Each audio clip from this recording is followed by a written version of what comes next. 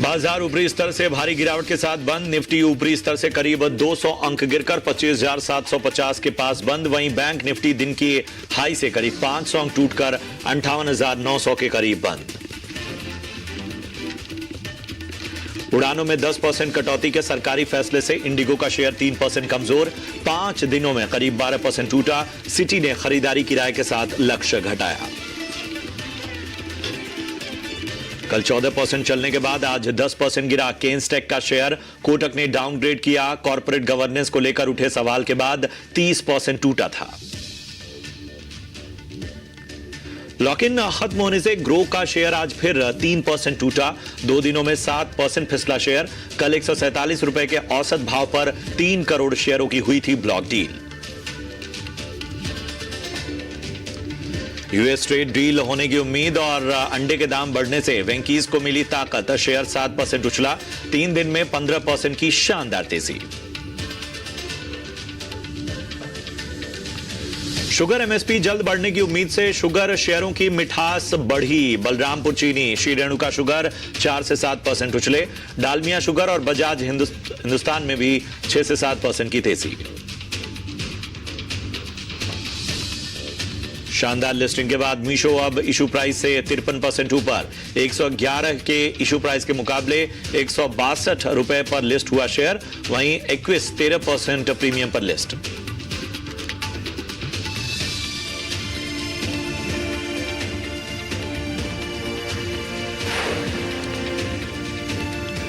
तो 81 अंकों की गिरावट निफ्टी में। 25,750 के पास बंद हुआ निफ्टी। 261 अंकों की गिरावट रही बैंक निफ्टी में और 58,950 के पास बंद हुआ बैंक निफ्टी। मिड कैप और स्मॉल कैप यानी ब्रॉडर मार्केट की बात करें तो लाल निशान में ही नजर आए। 1% से ज्यादा टूटा मिड कैप और स्मॉल कैप में भी गिरावट हावी रही। यहां पर लगभग 1% की गिरावट हमने आज के दिन देखी। अगर हम निफ्टी के गेनर्स को देखें तो आयशर मोटर्स आज 1.5% चढ़कर निफ्टी का टॉप गेनर बना। इसके अलावा एचडीएफसी लाइफ 1% से ज्यादा की मजबूती हमें यहां देखने को मिली। एचडीएफसी लाइफ यहां भी 1% की तेजी हमने देखी। टाटा स्टील, सन फार्मा जैसे स्टॉक्स में आधे से 1% तक की मजबूती नजर आई। अब बात करते हैं लूजर्स की लिस्ट की। तो इंटरग्लोब एविएशन यानी कि इंडिगो का शेयर लगभग यहां पर 3.5% टूटकर बंद हुआ। इटर्नल की बात करें तो लगभग 3% यहां पर गिरावट रही। ट्रेंड की बात करें तो लगभग 0.25% की गिरावट हमें नजर आई। अडानी एंटरप्राइजेज ये भी लगभग 1.5% टूटा। जेएसडब्ल्यू स्टील भी लगभग 1.25% से ज्यादा टूटता हुआ नजर आया। मार्केट ब्रेथ लेकर आइए। एडवांस डिक्लाइन रेशियो अगर हम उसको देखें तो जो एक तरह का ट्रेंड था शुरुआती सेशन में वो पूरी तरह से पलट गया। डिक्लाइंस का पलड़ा भारी हुआ। बाजार बंद होने तक 1657 शेयर ऐसे थे जो कि लाल निशान में थे और 1238 शेयर ऐसे थे जो कि दबाव झेलते हुए नजर आए। तो यह था पूरा बाजार का ब्यौरा। और सबसे पहले तेजस मैं आपके पास आना चाहूंगा।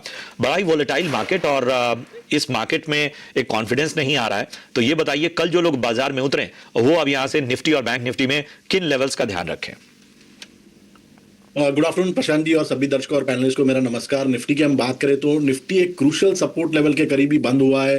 25,700 25,725 के करीबन एक अहम सपोर्ट जोन है निफ्टी में। इसकी जो 50 दिन की मूविंग एवरेज है उसका सपोर्ट है। पिछले अगर हम देखेंगे 20 से 25 दिन का डेटा तो लगातार निफ्टी ने 50 दिन की मूविंग एवरेज से सपोर्ट लेके रिवर्सल दिखाया है। तो हम मेक और ब्रेक सपोर्ट लेवल पे ट्रेड कर रहे हैं। और आज एक एफओएमसी की मीट है जिसमें आज रेट डिसीजन के बारे में अनाउंसमेंट आएगा late in the evening.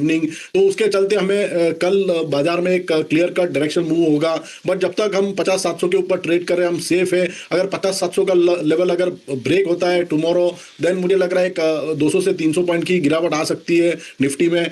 Bank Nifty की बात करें तो बैंक निफ्टी भी लगातार पिछले 2 हफ्तों से एक सीमित दायरे में ट्रेड कर रहा है। 58,800 एक मेजर सपोर्ट है और 60,100 एक मेजर हर्डल है। तो 1000 से लेके 1200 पॉइंट की रेंज में बैंक निफ्टी भी कंसोलिडेट कर रहा है। सो कल एक अहम दिन रहेगा। अगर 58,800 का लेवल ब्रेक होता है एट मार्केट ओपनिंग तो मुझे लग रहा है 800 पॉइंट तक की गिरावट आ सकती है बैंक निफ्टी में। जब तक ये मेक और ब्रेक सपोर्ट जोन इंटैक्ट है 58,800 का हम सेफ है बैंक निफ्टी में भी अभी तक। तो ये है राय निफ्टी और बैंक निफ्टी पे, लेवल्स का ध्यान रखिए। चलिए इन सब के बीच में अब जरा यूट्यूब के सवालों को शामिल करते हैं। पहला सवाल राधा गोविंदा दास का है और इन्होंने दो स्टॉक पे राय जाननी चाहिए। स्नेहा जी मैं आपके पास आना चाहूंगा। पहला है बलरामपुर चीनी, इन्होंने 100 शेयर लिए हुए हैं, 549 की इनकी बाइंग है और यहां पर इनको नुकसान हो रहा है। भेल, इन्होंने 150 शेयर लिए हुए हैं और 304 रुपए इनकी बाइंग प्राइस है। पूछ रहे हैं कि कितना समय और देना चाहिए इन दोनों स्टॉक्स में नुकसान की भरपाई के लिए। देखिए बलरामपुर चीनी जो शुगर सेक्टर को बिलोंग करती है तो ये काफ़ी वॉलेटाइल काउंटर रहता है क्योंकि सिक्लिकल है नेचर में। तो इस पे बिकॉज अभी गवर्नमेंट बात कर रही है कि शुगर मैंने एक्सपोर्ट्स के लिए वो और ओपन कर सकती है सेक्टर को, तो हायर क्वांटिटी एक्सपोर्ट्स होने के चांसेस है, तो प्राइसेस को एक सपोर्ट मिलेगा। तो बलरामपुर चीनी मैं सजेस्ट करूंगी कि आप थोड़ा सा होल्ड करिए। भेल में कंसर्न ये है कि जब तक केपेक्स रिवाइव नहीं होगा तो स्टॉक थोड़ा प्रेशर में ही रहेगा। तो भेल थोड़े से अगर आपका लंबा नजरिया है तो आप उसे डेफिनेटली होल्ड कर सकते हैं, बट अगर शॉर्ट टर्म नजरिया है तो शायद आपको यहाँ पे लॉस बुक करके निकलना पड़ेगा। तो दोनों स्टॉक पर आपको अलग अलग रणनीति मिलती हुई। रमेश सिंह का सवाल लेते हैं मुरादाबाद से और इन्होंने इंडिगो पर व्यू जानना चाहा है। 3 महीने का इनका नजरिया है और इनकी बाइंग प्राइस मैं बता देता हूं तेजस, 5,739 5739 के स्तर पे इन्होंने खरीदारी की हुई है और इनको 46,675 का नुकसान हो रहा है। बोल रहे हैं 3 महीने तक होल्ड कर सकता हूं, बताइए क्या राय है आपकी। देखिए इंडिगो की बात करें तो लगातार पिछले 7-8 दिनों से हम स्टॉक में एक भारी गिरावट देख रहे हैं। 5900 से लगातार ये स्टॉक गिरा है, ओवरऑल स्ट्रक्चर वीक हो गया है। स्टॉक ने 200 दिन की मूविंग एवरेज का सपोर्ट भी ब्रेक कर दिया है। तो मेरे हिसाब से यहाँ से अगर कोई पुल बैक रैली आती है और स्टॉक अगर इनको 50 से लेके 5400 के बीच में अगर जाता है तो इनको एग्जिट कर लेना चाहिए। ठीक है, तो कहीं ना कहीं उछाल का आपको वेट करना होगा और वहां से एग्जिट करने की आपको सलाह। सचिन कुमार का सवाल लेते हैं और ग्रो पर स्नेहा इनका सवाल है। 200 शेयर इन्होंने लिए हुए हैं ग्रो के और इनकी एवरेज प्राइस है 158। फिलहाल इनके भाव से नीचे है स्टॉक और हल्का नुकसान इनको यहां पर होता भी हुआ हम देख पा रहे हैं 2400 रुपए के आसपास। बताइए क्या राय होगी ग्रो पे स्नेहा। प्रशांत जी ग्रो पे हमारा कवरेज तो नहीं है, बट बिकॉज इसमें लॉक इन ओवर हुआ है तो थोड़ी सी एक सेलिंग प्रेशर देखने को मिल रही है। ओवरऑल बिकॉज मार्केट भी काफी ठंडा है तो उसके कारण भी जितनी भी कैपिटल मार्केट स्टॉक्स है उसमें आप एक थोड़ा सा प्रॉफिट बुकिंग देख रहे हैं, प्रेशर देख रहे हैं। तो जब तक कैपिटल मार्केट में ओवरऑल जो वॉल्यूम है जब तक वो रिवाइव नहीं होगी तो जितनी भी ब्रोकिंग हाउसेस है उन पे भी प्रेशर डेफिनेटली बनता हुआ दिखाई देगा। तो ग्रो भी उसी का शिकार है एंड अदरवाइज फंडामेंटली कंपनी काफी अच्छी है, बट बस वही है कि ये शॉर्ट टर्म में नहीं परफॉर्म करेगी बिकॉज मार्केट में जब तक ब्रॉडर मार्केट का पार्टिसिपेशन नहीं आएगा तो ओवरऑल वॉल्यूम नहीं पिकअप होता हुआ दिखाई देगा। तो लॉन्ग टर्म अगर आप 1 ईयर से ज्यादा का व्यू रखते हैं तो इसे होल्ड कर सकते हैं, बट अगर शॉर्ट टर्म व्यू है तो डेफिनेटली निकल जाना चाहिए। ठीक है, तो लॉन्गर टर्म का नजरिया है तो आप बने रहिए, लेकिन अगर शॉर्ट टर्म नजरिया लेकर चल रहे हैं तो निकल जाना आपके लिए बेहतर होगा किसी भी उछाल में। इम्तियाज मेमन का अगला सवाल लेते हैं और इन्होंने सिप्ला बाई किया हुआ है 1590 1590 इनकी बाइंग प्राइस है। 100 शेयर इन्होंने होल्ड किए हुए हैं और फिलहाल 9,910 रुपए का नुकसान तेजस देख रहे हैं। शॉर्ट टर्म का व्यू जानना चाहते हैं सिप्ला पे। देखिए सिप्ला की बात करें तो ये स्टॉक एक अंडर परफॉर्मर रहा है पिछले 2-3 महीनों से और स्टॉक लगातार लोअर टॉप लोअर बॉटम की तरह फॉर्मेशन बना रहा है। बट इसका जो सपोर्ट है वो 1455 से लेके 1475 के बीच में काफी स्ट्रांग सपोर्ट है। तो क्योंकि इनका जो बाइंग प्राइस है अभी वहां से कोई लंबी गिरावट तो आई नहीं है स्टॉक में, तो मैं एक होल्ड करने की सलाह दूंगा। 1455 का एक स्टॉप लॉस लगा दीजिए स्टॉक में। अगर इसके नीचे अगर स्टॉक जाता है तो उसमें से एग्जिट करना चाहिए। चलिए, तो आपको एक बेहतर रणनीति भी बताएगी। लेवल्स का ध्यान रखिएगा जो तेजस बता रहे थे, उस हिसाब से अपनी स्ट्रेटजी को आगे बढ़ाइए।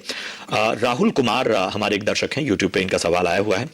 ओला इलेक्ट्रिक पे राय जानना चाहते हैं और 63 रुपीज 63 रुपए की इनकी बाइंग प्राइस है और अच्छा खासा नुकसान वहां से झेल चुके हैं और हैरानी की बात है कि निकलने की कहीं ऐसा लग रहा है कि मौके देखा होगा इन्होंने, लेकिन निकल नहीं पाए होंगे और ओला इलेक्ट्रिक लगातार एक तरह के प्रेशर में ही है। बताइए क्या कहना चाहिए स्नेहा, ओला इलेक्ट्रिक पे थोड़ा समय दिया जाए तो थोड़ी बहुत रिकवरी हो सकती है। देखिए बोलना डिफिकल्ट है कि रिकवरी हो सकती कि नहीं, बिकॉज ओला इलेक्ट्रिक मैंने ओवरऑल अगर आप देखेंगे तो ईवी स्पेस में ओला इलेक्ट्रिक मार्केट शेयर उसकी इरोड हो रही है कंपेयर टू दूसरे प्लेयर्स जो कि गेन कर रहे हैं। तो जब तक ये मार्केट शेयर वो रिकवर वापस रिगेन करना स्टार्ट नहीं करते तब तक उन पे ये प्रेशर बना रहेगा। अभी अब मैंने ये इस सिचुएशन में जहाँ पे कि ओवरऑल मैंने ईवी में वॉल्यूम्स भी काफ़ी अच्छे हो रहे हैं, जो डेटा पॉइंट्स रिलीज आ रहे हैं, अगर ग्रोइंग मार्केट में भी अगर कंपनी मार्केट शेयर नहीं गेन कर पा रही है तो ये थोड़ा सा डिफिकल्ट है इस कंपनी के लिए बहुत क्विकली यहाँ से रिबाउंड करना। तो मेरी सलाह रहेगी कि यहाँ से निकल जाए और कोई बेटर काउंटर में इन्वेस्ट करे, बिकॉज यहाँ पे रिस्क काफ़ी हाई है। चलिए, तो जो रिस्क है वो यहां पर हाई होता हुआ नजर आ रहा है, इसलिए आपको निकल जाने की सलाह मिलती हुई। बढ़ते हैं आगे। अनुज सिंह हमारे एक दर्शक हैं और हिंदुस्तान कॉपर पर राय जानना चाहते हैं। 99 शेयर है इनके पास और इनकी बाइंग प्राइस अच्छी है 360 की, 360 के भाव पे इन्होंने लिया है और यहां पर इनको फायदा भी होता हुआ। पूछ रहे हैं कि आगे इस पर क्या आउटलुक बन रहा है। तेजस, देखिए, हिंदुस्तान कॉपर की बात करें तो लगातार ये स्टॉक आउट परफॉर्मेंस दिखा रहा है। पिछले 2-3 महीनों से हायर हाई और हायर लो के फॉर्मेशन है। शॉर्ट टर्म मूविंग एवरेज के ऊपर ट्रेड कर रहा है, तो बायस पॉजिटिव है। तो मेरे हिसाब से हिंदुस्तान कॉपर में होल्ड कर सकते हैं। स्टॉप लॉस लगाना पड़ेगा उनको 342 का, और मुझे लग रहा है इमीडिएट बेसिस पे स्टॉक का लक्ष्य बैठ रहा है 380 का, और वो सरपास होता है तो 400 तक के भी लक्ष्य हम देख सकते हैं। तो एक आउट परफॉर्मेंस साफ तौर पर हिंदुस्तान कॉपर में दिख रही है और ये जो है आगे भी जारी रह सकती है। दीनानाथ सिंह हमारे अगले दर्शक हैं। ट्रेंट इन्होंने खरीदा हुआ है स्नेहा जी, और हालांकि इनका 1 महीने का नजरिया है, तो तेजस मुझे आपके पास आना पड़ेगा। सिर्फ 1 महीने का नजरिया चाह रहे हैं ट्रेंड पे। 100 शेयर है इनके पास और इनकी बाइंग प्राइस है 4100 की। बताइए 1 मंथ का व्यू ट्रेंड पर 4100 का इनका बाइंग प्राइस है। देखिए, स्टॉक एक अंडर परफॉर्मर रहा है पिछले 2-3 महीनों से। 5600 से लगातार ये स्टॉक गिर रहा है और लोअर टॉप लोअर बॉटम के फॉर्मेशन है। तो मेरे हिसाब से ये स्टॉक में अगर कोई पुल बैक रैली आती है तो अगर इनका छोटी अवधि का नजरिया है तो निकल जाना चाहिए। अगर लंबी अवधि का नजरिया है तो 3800 का स्टॉप लॉस बने रह सकते हैं। But since he is a short term trader, कोई भी पुल बैक रैली आती है तो कॉस्ट टू कॉस्ट एग्जिट ले लीजिए। ठीक है, तो एक अंडर परफॉर्मेंस है और जाहिर सी बात है कि वहां पर आपको एक स्पेशल स्ट्रेटजी के साथ इस स्टॉक को ट्रैक करना होगा। वैद्यनाथ दास हैं और इन्होंने टाटा मोटर्स पैसेंजर्स व्हीकल्स में खरीदारी की हुई है। स्नेहा, मैं आपके पास आना चाहूंगा। इनकी बाइंग प्राइस ऊपरी स्तरों की है, 425 की है। समय का कोई अभाव नहीं है, ये कह रहे हैं समय दे सकता हूं, लेकिन क्या समय देने पर रिकवरी आ सकती है? स्नेहा, देखिए थोड़ा सा बोलना डिफिकल्ट है, बिकॉज टाटा मोटर्स की जो डोमेस्टिक बिजनेस है वो काफी अच्छा कर रही है, लेकिन एट द सेम टाइम जो इनकी JLR जो ग्लोबल बिजनेस है एंड जो ऑलमोस्ट 3/4 रेवेन्यू कंट्रीब्यूट भी करती है, वहां पे थोड़ा पेन है। उनके जो JLR में 3 मेजर मार्केट है, बेसिकली US, यूरोप और चाइना। तीनों ही मार्केट में थोड़ी सी स्लो डाउन दिख रही है। तो ये रिकवरी JLR में कब आएगी बोलना थोड़ा डिफिकल्ट है इस पॉइंट पे। लेकिन अगर आप इसे लंबा होल्ड करें एंड ओवरऑल जब JLR रिवाइव हो जाए तो डेफिनेटली स्टॉक में एक रिकवरी देखने को मिलेगी। बट एट दिस जंक्शन वो थोड़ी सी रिकवरी डिफिकल्ट लगी, बिकॉज चाइना खुद अपने प्रॉब्लम से जूझ रहा है एंड यूरोप में ओवरऑल स्लो डाउन है एंड US के अपने खुद के challenges and plus tariff situation के अंडर ऑलरेडी काफी प्रेशर है। तो मेरी सलाह रहेगी कि बेटर है आप इससे निकल जाए एंड वापस इसमें री एंटर करें जब सिचुएशन JLR की इंप्रूव होती है। कहीं अभी इसके बारे में बहुत ही ऑप्टिमिज्म दिखा पाना ये उतना आसान नहीं है।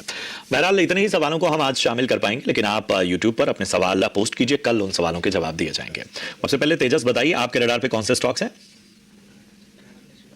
तो प्रशांत जी, आज का जो मेरा पहला स्टॉक है वो है Ashok Leyland limited.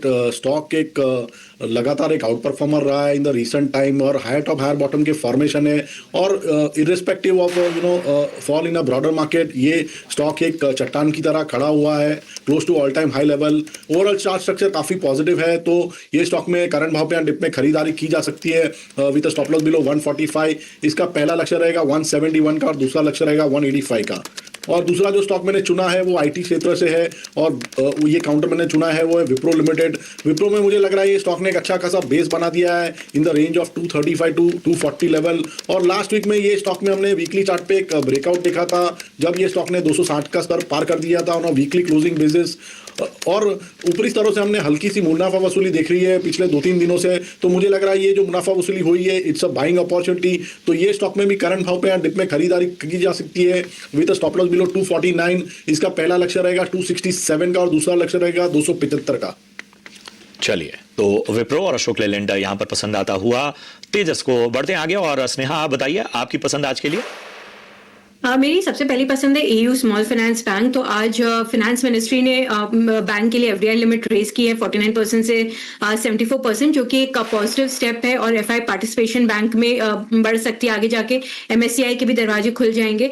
Recently bank को इन प्रिंसिपल अप्रूवल भी मिला था आरबीआई से, जो कि स्मॉल फाइनेंस बैंक से यूनिवर्सल बैंक में कन्वर्ट होने को। तो ये दोनों ही काफी पॉजिटिव न्यूज है एंड ओवरऑल जो बैंक की पोजिशनिंग है काफी इंप्रूव हो रही है, बिजनेस प्रॉस्पेक्ट्स इंप्रूव हो रहे हैं। तो एयू बैंक को रडार में रखना चाहिए with a target price of 1100। मेरी दूसरी पिक है वेदांता। तो जिंक, एल्यूमिनियम, कॉपर, सिल्वर, ये सारे prices almost all time high पे है। तो वेदांता जो कि एक मल्टी कमोडिटी प्लेयर है वो इससे डेफिनेटली बेनिफिट करेगी। प्लस कंपनी अपने ओवरऑल कैपेसिटी को भी एक्सपैंड कर रही है और काफी कॉस्ट ऑप्टिमाइजेशन मेजर्स इंप्लीमेंट कर रही है। तो इनकी प्रॉफिटेबिलिटी पे इन सबका सीधा सीधा पॉजिटिव इंपैक्ट दिखाई देगा। तो वेदांता को टारगेट कर सकते हैं with a target price of 600। चलिए, तो वेदांता में और एयू स्मॉल फाइनेंस बैंक में खरीदारी की राय स्नेहा जी की तरफ से।